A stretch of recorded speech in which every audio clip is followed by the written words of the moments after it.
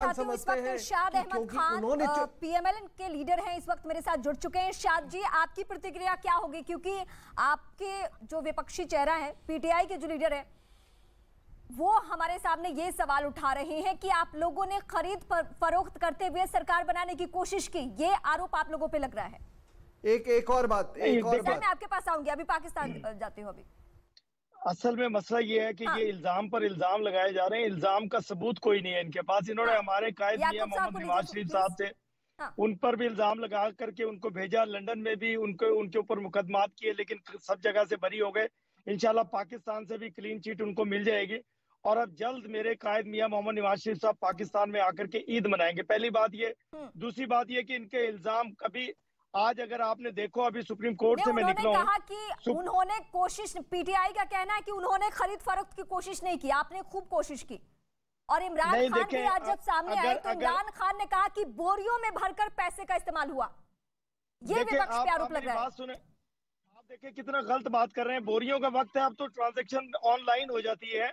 तो बोरियां उठाने की जरूरत किसको पेश आती है? करेंगे तो पता चल जाएगा। ऑनलाइन करते हैं लोग, तो ये उल्टा सीधा बात कर रहे हैं, पता नहीं कौन से जमाने की बात करते हैं। ये 200 साल पुरानी बात करते हैं कि बोरियों में नोट जाएंगे। इतने बेवकूफ लोग। हाँ, तो ठीक है, याकूब साहब है मेरे साथ, जवाब देंगे आपको। याकूब साहब, रास्ते में पीटीआई के डाकू भी हैं, बहुत सारे बोरी लूट लेंगे वो।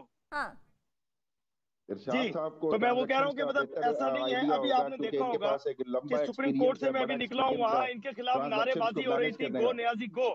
इससे ज्यादा और क्या बेइज्जती कर सकते हैं लोग, अवाम, कि सुप्रीम कोर्ट के बाहर आते में इनके खिलाफ नारे लगा रही थी आवाम। तो इनके साथ एक भी जो जनता का कोई बंदा को नजर नहीं आया आज भी। तो सुप्रीम कोर्ट में इरशाद साहब एक बात का जवाब देंगे। निकलना इनका मुश्किल हो जाएगा। याकूब जी भी कह रहे हैं। हाँ याकूब जी, मैं इरशाद साहब से पूछूंगा, और ये पूरे पैनल से सबसे घर से बाहर निकलना, इरशाद साहब सुन लेना, नहीं कर सकेंगे। मैं समझता हूँ कि बस अब ये घरों सुन लें, मुंह छुपाएंगे, जो भी इनकी हालत है इंशाल्लाह ये दुनिया से गायब हो जाएंगे। अब इरशाद साहब जरा एक सवाल का जवाब दिएगा। इस पूरे पैनलिस्ट में जितने भी हमारे कुलीग बैठे हैं, इन सब में शायद इस बात पे इत्तेफाक हो कि पाकिस्तानी सियासतदान बिकते हैं, बिकते चले आए हैं, मंडियां भी लगती हैं। ये सेनेट में भी हमने देखा, ये इससे पहले भी हमने देखा। क्या आप ये मानते हैं कि पाकिस्तानी सियासत अब वो बिल्कुल पाक हो गई है, दूध की धुली हो गई है, यहाँ पे अब सियासतदानों ने अपने आप को बेचना छोड़ दिया है? आप इस बात पे इत्तेफाक करते हैं? अगर आप करते हैं तो शायद आप अकेले आदमी होंगे इन तमाम पैनलिस्ट में जो ये कहे कि पाकिस्तान में अब सियासतदानों ने अपने आप को बेचना छोड़ दिया है। इरशाद जी, तो इसका मतलब है कि आपने सेनेट में लोगों को खरीदा था जब अपना चेयरमैन मुंतखब करवाया, तो मतलब आप एडमिट कर रहे हैं कि आप खरीदो फरोख्त करते हैं। तो ये हो गया, हम तो एडमिट नहीं कर रहे, ना हमने खरीदे हैं, ना हमारे साथ ऐसे लोग हैं जो 2 नंबर लोग हैं, जो हम खरीदो फरोख्त जिनको करें। वो लोग इतने अमीर लोग हैं कि उनको कोई जरूरत नहीं है किसी से पैसे लेने की, वो देने वाले लोग हैं। जितने भी पार्टी के लोग हैं, हमारे पीडीएम के लोग हैं, अल्हम्दुलिल्लाह अल्लाह ने बड़ा करम किया हुआ है हमारे ऊपर, हमारी पार्टी के ऊपर। इसका मतलब आपने एडमिट किया, अभी पीटीआई ने एडमिट किया आपके चैनल पे बैठ करके, इन्होंने सेनेट में लोग खरीदे। जवाब नहीं दे रहे। मैं आपसे ये पूछ रहा हूँ कि क्या जनरली सियासतदान बिकता है कि नहीं बिकता?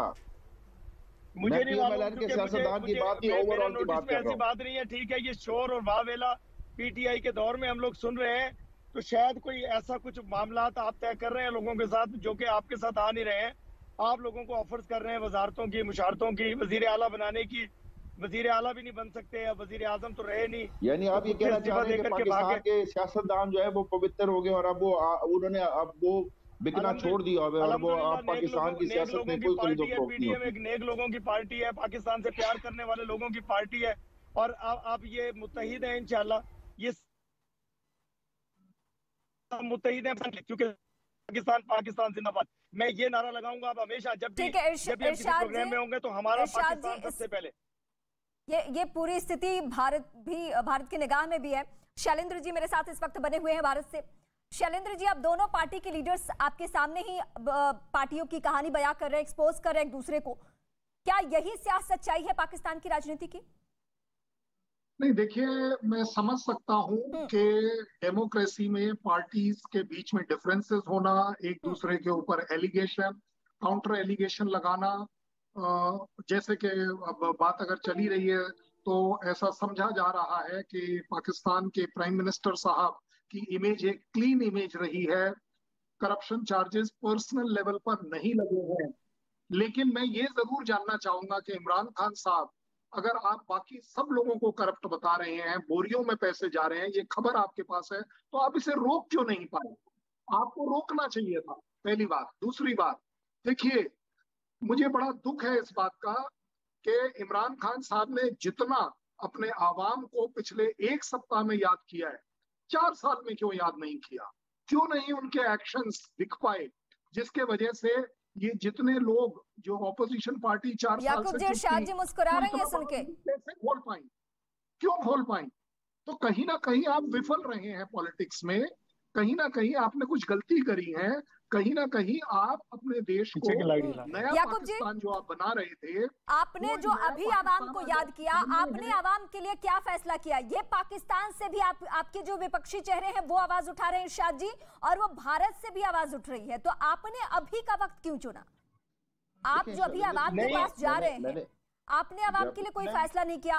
आर्थिक संकट से पाकिस्तान जूझ रहा है, विदेश नीति पूरा फेल्योर है, लड़ाई अब इतनी आ चुकी है कि बाजवा कुछ और कहते हैं और इमरान खान कुछ और कहते हैं, चाहे वो अमेरिका का मसला हो या फिर रूस का मसला हो।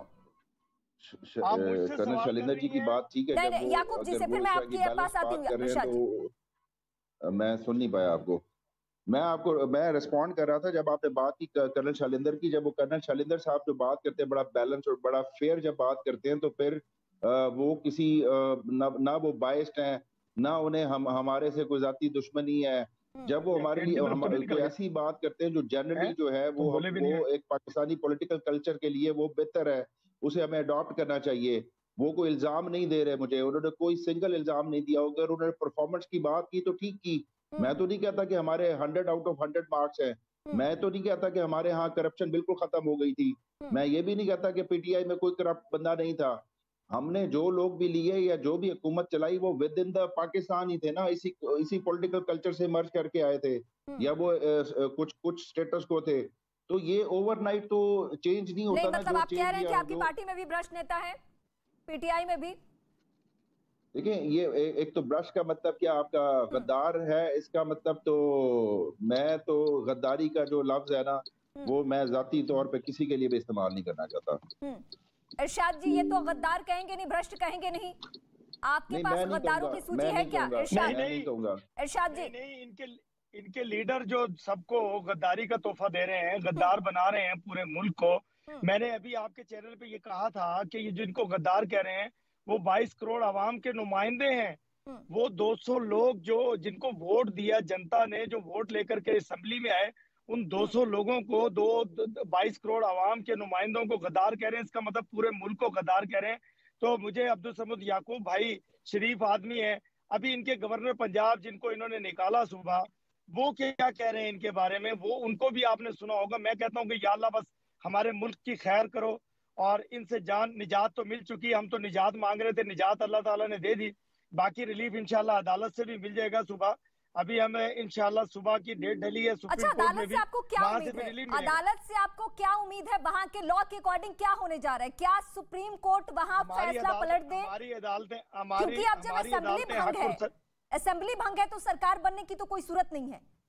चुनाव से सरकार तो बनाना नहीं चाहते हैं। जो इन्होंने ऑर्डर पास किया आज असेंबली में, उनके लिए जो है ना अदालत इंशाल्लाह कोई ना कोई अच्छा फैसला करेगी और रिलीफ मिलेगा कौम को, मुल्क को, लोगों को इंशाल्लाह। क्या चाहते हैं सुप्रीम कोर्ट से? मुझे दरअसल वहां के संविधान के अकॉर्डिंग आपसे समझना भी है कि आपको रिलीफ क्या चाहिए, क्या अगर असेंबली भंग है नहीं, तो सुप्रीम कोर्ट का क्या हस्तक्षेप हो सकता है इसमें? आज इन्होंने जो स्पीकर ने ऑर्डर पास किया वो इंशाल्लाह, लेकिन ये तो बातें पुरानी हो गई ना। अगर वहां पे राष्ट्रपति के फैसले के बाद, एक ऑर्डर के बाद असेंबली भंग है, तो अब तो जो भी डिसीजन होगा इसके बाद होगा। मुझे आपसे ये समझना है क्या वहां का संविधान कहता है? नहीं, संविधान ये कह रहा है। मैं आपको एक बात बता रहा हूँ कि जो आज इन्होंने गलत ऑर्डर पास किया असेंबली में, हमारे जनाब स्पीकर साहब ने, डिप्टी स्पीकर साहब ने, स्पीकर साहब के खिलाफ तो अदम एतमाद की तहरीक जमा हो चुकी थी, वो कर नहीं सकते थे इस ऑर्डर को ऐसे पास, और इंशाल्लाह वो अदालत से रिलीफ मिलेगा। कल अदालत ने तमाम लोगों को बुलाया दोबारा से, क्योंकि रमजान मुबारक था, टाइम थोड़ा रह गया था अदालत से। अभी मैं भी आपके साथ रोड पे खड़ा हूँ, देखिए मेरा रोजा तो आपने खुलवा दिया अपने प्रोग्राम में ही, तो मैं अब रास्ते में हूँ, मुझे पहुंचने में भी 15 मिनट लग जाएंगे घर तक। गुस्ताखी के लिए माफी, लेकिन आपके पाकिस्तान में इतना हलचल है, आप लोगों को टाइम, आप लोगों के साथ पाकिस्तान में इतना हलचल है कि हम रोड पर चाहते थे कि इस पे आप लोगों के, और आप बस कुछ वक्त हमें और दे दें। याकूब जी, बहुत सनसनीखेज आरोप आज सुबह से लग रहा है आपकी पार्टी पर, आपकी पार्टी के नेता पर, यहां तक कि स्पीकर पर, डेप्यूटी स्पीकर ने जो डिसीजन लिया उनके बारे में यह कहा गया कि वाइस होकर डिसीजन लिया गया, ये तो हो ही नहीं सकता था। देखिए अगेन, अगर पाकिस्तान में जो पॉलिटिकल क्राइसिस, ये अगर ये नंबर गेम्स को मैनेज करने के लिए जो रिश्वतें चली, अगर इस तरह से ना होता तो शायद हम इस नौबत तक ना पहुंचते, शायद हमें स्पीकर को ये रूलिंग भी ना देनी पड़ती, और अगर ये प्योरली जेन्युइनली इनकी वो मूव होती तो शायद हमें इतना मसला नहीं था, हम घर चले जाते। लेकिन ये बात बहरहाल हकीकत है कि इसमें कोई ना कोई बैरूनी साजिश के अनासर जो है, वो एविडेंस जो है वो जरूर मिलते हैं, जिस वजह से मेरा ये ख्याल है कि मतलब इसमें अल्टीमेटली गंदी तो फिर सियासत ही होती है और सियासतदान होता है, लेकिन अगर ये प्योरली अपनी तरफ से करते तो शायद बेहतर होता। तो मतलब विपक्ष का सारा कसूर है? देखिए, भुट्टो को जब फांसी दी गई थी, हाँ। और जब जुडिशियल उसका मर्डर हुआ था, जिसको मैं अदालती कत्ल कहता हूँ, तो क्या वो उस वक्त कोई ऐसी साजिश नहीं थी? क्या 1947 से लेके 1989 तक, जब CIA का ओपन सीक्रेट है कि 72 बार 72 बार उन्होंने जो है ना कॉवर्टली और यानी ऑफली उन्होंने हुकूमतें टॉपल करने की कोशिश की। इरशाद जी और याकूब जी, मैं आप दोनों के पास आती हूँ। भारत से रक्षा विशेषज्ञ इस वक्त मेरे साथ है। आरएसएन जी, आप जो देख रहे हैं मौजूदा हालात भी पाकिस्तान के, और आप पाकिस्तान के इतिहास से भी वाकिफ हैं, जिसका जिक्र हम बार बार इस डिबेट में भी कर रहे हैं। आपको ये सब सुन के क्या लग रहा है कि क्या वाकई विदेशी साजिश हुआ हो सरकार गिराने को लेकर? नहीं, इमरान खान बिल्कुल गलत नहीं है।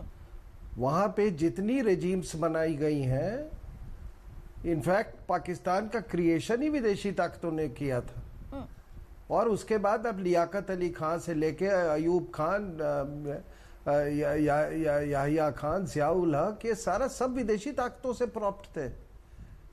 आपको मालूम है कि अमेरिकन्स उस समय जाके कल्टीवेट करना शुरू किया था ज़ियाउल हक को, जब वो एक ब्रिगेडियर थे और वो जॉर्डन में एक ब्रिगेड कमांड कर रहे थे वहां पे।